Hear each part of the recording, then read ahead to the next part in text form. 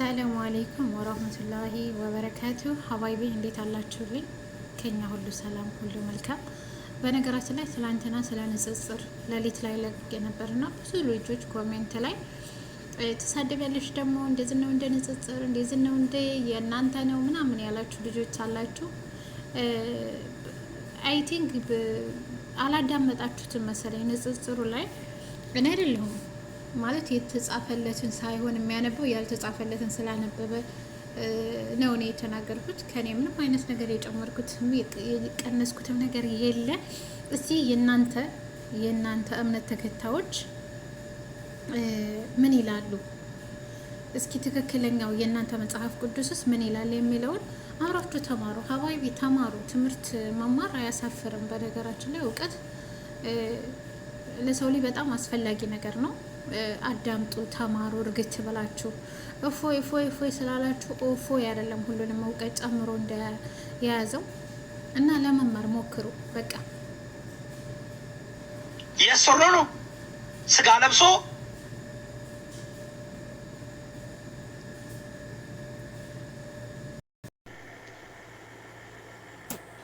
የሰሩ ነው ስጋ ለብሶ አንዳንዴ የሚጠቅማችሁን ነገር ብትማሩበት። ይኸው ከእናንተው ሄዱና አንደኛ ራእይ 1:13 አንብቡ። አሁንም በዙፋን የተቀመጠው እሱ ራሱ ተሴም ዳድ ቶማስ እጁን የከተተበት ጎኑ ላይ ያ የተነሳው ኢየሱስ ክርስቶስ በዙፋን ላይ ተቀምጧል። ተመልሶም የሚመጣው እሱ ነው ይላልኝ። አንደኛ ሐዋርያ ቁጥር 40 ላይ ምን አስዋሻችሁ? ምን አስደበባቃችሁ? እነሱ ለሚጠይቁት ጥያቄ መልስ መስጠት ከመጽሐፍ ቅዱስ እንደዛ ነው። ዳሷ ይሄ ልጅ ከኔ ጋር ቢያወራ ኑሮ ለጠየቀኝ ጥያቄ ለሚጠይቀው ጥያቄ ሁሉ መጽሐፍ ቅዱሳዊ መልስ ሰጠዋለሁ። ይቀበል አይቀበል የኛ ጉዳይ አይደለም። ቀላል ነው አይደል እንዴ? በትክክል። ሌላው ደግሞ በክርስትና እግዚአብሔር ወይም ኢየሱስ አካል አለው፣ ብልት አለው። አዎ አለው። አሁንም በሰማይ ላይ መጽሐፍ ቅዱስ ሲናገር አንደኛ ሐዋርያ 42 ላይ ይላል ስታነቡ ሲያርግ ሰው ሆኖ ነው ያረገው። ሲመለስም ሰው ሆኖ ነው የሚመጣው።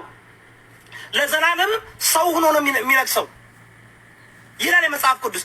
መጽሐፍ ቅዱስ ስለሚል አለ ብሎ መናገር ነው። በእምነት እኮ ነው የምትቀበለው እንጂ እኮ በላጂክ አይደለም፣ በሳይንስ አይደለም።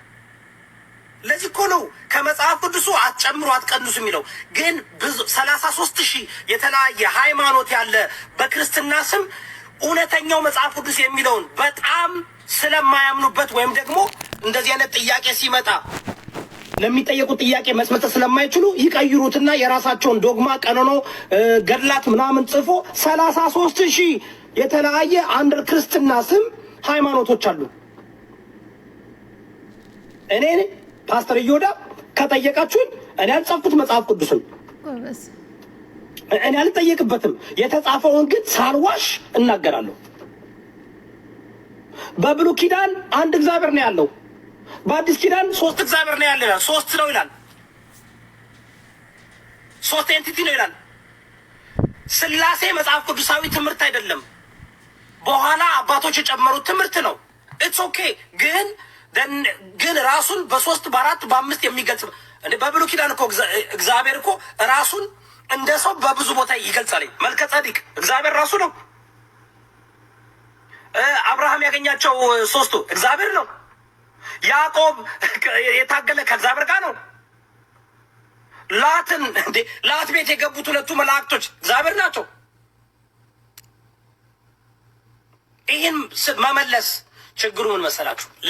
ሙስሊሞች ለሚጠይቁት ጥያቄ ስትመልሱ ከዛ በኋላ ሁለተኛ ለሚጠይቁት ጥያቄ መልስ የለም። እግዚአብሔር ኢየሱስ በልቷል፣ ጠጥቷል፣ ተጠራርቷል። ተረዳችሁ? በምድር ያ እግዚአብሔር ነው። ኢየሱስ እግዚአብሔር ነው ብለን የምናስተምረው ኢየሱስ እግዚአብሔር ነው። ምንድን ነው ችግሩ? የክርስቲያን አምላክ ልምትድ አይደለም። ከፈለገ ፍጥረት ሆኖ መምጣት ይችላል። ዶሮ ሆኖ መምጣት ይችላል። ከፈለገ ይችላል። አሁን በእስልምና ግን የለም እንደዚህ አይነት ትምህርት። በእስልምና እንደዚህ አይነት ትምህርት የለም።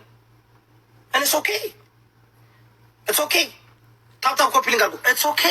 መዋሸት ግን መዋሸት ወይም ደግሞ ስብና እኔ ልጁን አድንቀዋለሁ። ጌታ ምስክሬ ነው። አድንቀዋለሁ። በጣም ልጅ አድንቀዋለሁ። በጣም ጥሩ እውቀት አለው። በጣም ያስቀናል እውቀቱ። በአረበኛም በአማርኛም መጽሐፍ ቅዱስንም ቁርአኑንም በደንብ ጠጥቶታል። በደንብ እንትሎታል። ለሚጠይቀው ጥያቄ ግን መልስ ሳያገኝ ነው የሄደው። አዝኛለሁ። መልስ ሳያገኝ ነው የሄደው። ያው እፎይ መመለስ አይችልም። እፎይ የሚችለውን አድርጓለኝ። እፎይ ምንድን ነው የሚችለው? ማሳደድ ፕሮፌት መሐመድን ማሳደድ ወይ አይሻን በቃ ስለ አይሻና ስለ ፕሮፌት መሐመድ ብቻ ነው የተማረው እፎይ። እውነት ሲወራ አንዳንዴ ይሄ ትክክል አይደለም። ልጁ በጣም እውነቴን ነው። በእውቀት ውይይት ቢሆን ጥሩ ነበረ። ለመማማር ለመበሻሸቅ አይደለም። እኔ አሁን ኬራውን ለምሳሌ ሙስሊሞች ቢት ሲጠይቁኝ እነግራቸዋለሁ። ሲጠይቁን ጥያቄ እመልሳለሁ ከመጽሐፍ ቅዱስ የኔን ፍላጎት ወይም ደግሞ እነሱ የሚጠይቁኝ ጥያቄ ለማሸነፍ ብዬ አይደለም የምነግራቸው።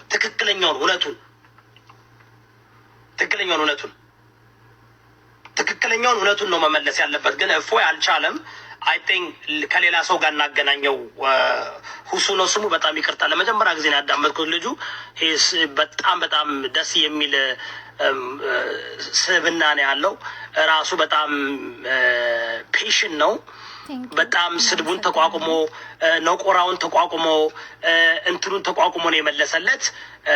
እኔ አሁን አሉ እኮ ኦርቶዶክሶች ብዙ አሉ፣ በጣም ደስ የሚሉ ስብዕናቸው ደስ የሚል አሉ። እውነቴን ነው የምላቸው። አሁን ፕሊዝ እኔ እንትን አላየውም። እንደ እፎይ ክርስትናንም ኦርቶዶክስንም አይወክልም ብዬ ነው የማምነው። የኔ ፐርሰናል እንትኔ ነው። ቢካዝ ለምሳሌ መዝሙረ ያሬድ የተሻለ መልስ ይመልሳል ብዬ አስባለሁ። የተሻለ መልስ ከመዝሙረ ያሬድ የተሻለ መልስ ይመልስ ነበር። ዶክተር ዘበነ የተሻለ መልስ ይመልስ ነበር። አኬ የሚባለው የተሻለ መልስ ይመልስ ነበር። ኢቭን ኤርሚያስ፣ እውነቴን ነው፣ ኦርቶዶክሶች ኤርሚያስን ብትጠቀሙት ኤርሚያስ የተሻለ መልስ ይመልስ ነበር። ኤርሚያስ ቀለሜ የተሻለ መልስ ይመልስ ነበር። ደቂቃውን ራሱ በደንብ ትታረቃለህ። እፎይ እኔ መንፈስ አልተመቸኝም። እናንተ ራሳችሁ መርምሩት። አይኖ እፎይ ይችላል እያላችሁ ልጁን ገደል ከተታችሁት። ይችላል ስትሉት ማለት ነው። ይህ መቻል አይደለም። በጣም የሚያስደምሙ የኦርቶዶክስ ተዋህዶ ልጆች አሉ። ሌሎች አሉ መመለስ የሚችሉ ግን የሰሩ ነው። ስጋ ለብሶ በምድር ላይ ስጋ ለብሶ መጥቶ ሰው ሆኗል። እሱ ብቻ እኮ አይደለም። ሄዱና አንደኛ ምንድነው ራእይ 1:13 አንብቡ። ተተቁና ተድዑነ ባዕድን ወተዘሩነ አሕሰነ ልኻሊቂን አላህ ረብ ሌላ እስኪ እናዳምጥ። ምን አለ ሞቤ? ኢየሱስ ክርስቶስ ዮሐንስ ወንጌል ምዕራፍ 20 ቁጥር 17 ላይ ወደ አምላክ ያደርጋለሁኛል አምላክ አለኝ እያለ እያስተማራቸው አይ ተሳስተሃል ኢየሱስ አንተ ራስህ አምላክ ነህ ብለው ካሉት ክርስቲያኖች አያቸው አለ።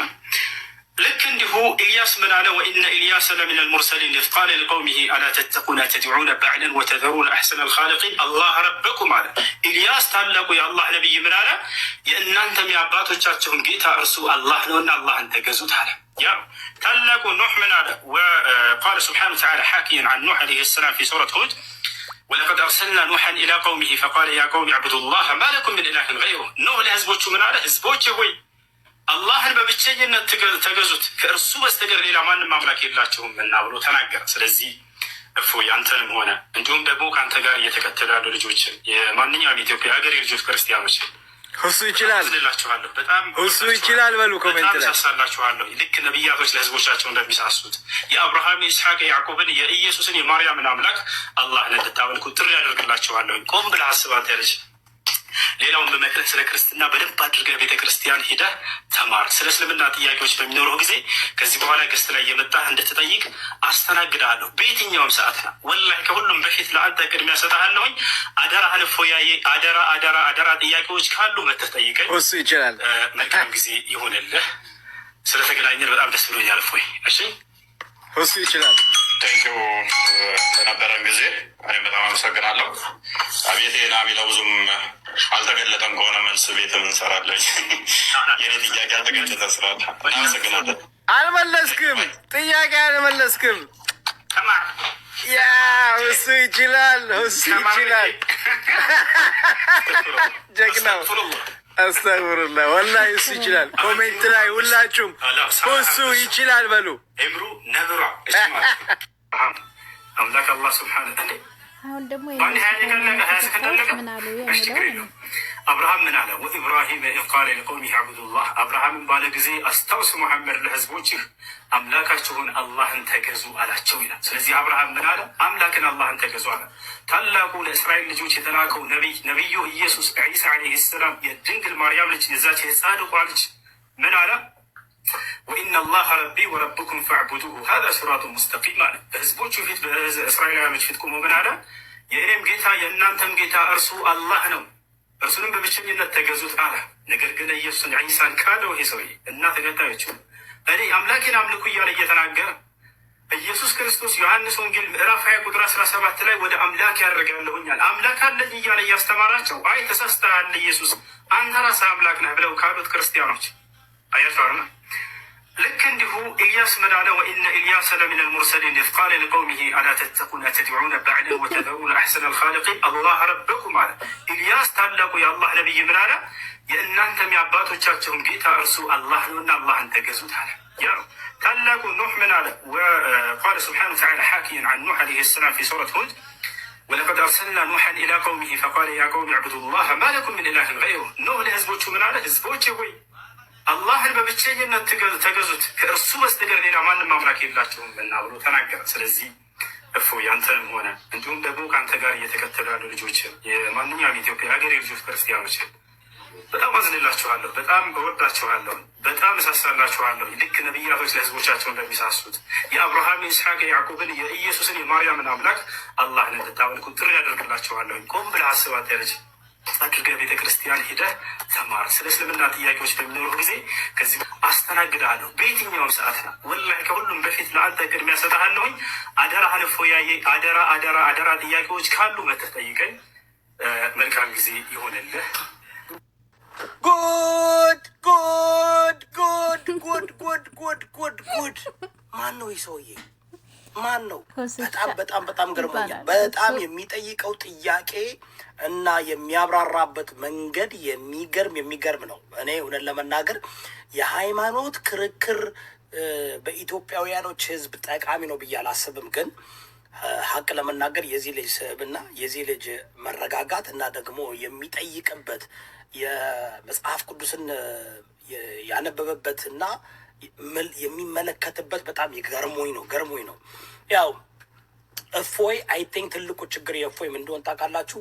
ቁርአንን በእንግሊዝኛና በአማርኛ የተተረጎመ ቁርአን ይዞ ለመከራከር ከሙስሊሞች ጋር ከባድ ነው። አረበኛ ካልቻላችሁ ሙሉ አረበኛ ካልቻላችሁ ቁርአንን አንደርስታንድ የማድረግ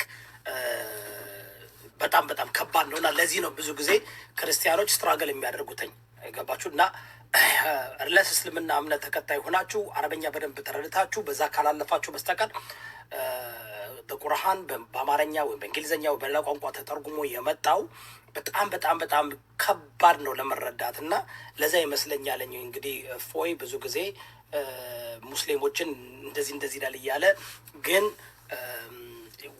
ያው መጽሐፍ ቅዱስ ግን እንደምታውቁት በእንግሊዝኛ የተተረጎመው በሂብሩም እና በግሪክም የተጻፈው ያው ከእንግሊዝኛ ቋንቋ ጋር ከላትን ጋር በጣም የተገናኘ ስለሆነ ሲተረጎም በጣም 99% ምናምን የሚሆን በትክክለኛው መሰረት የተረጎመ ስለሆነ ለዛ እኮ ነው የምላችሁ ሙስሊሞችን ድቤት በምታደርጉበት ጊዜ ለእኛ ለክርስቲያኖች ከባድ ነው።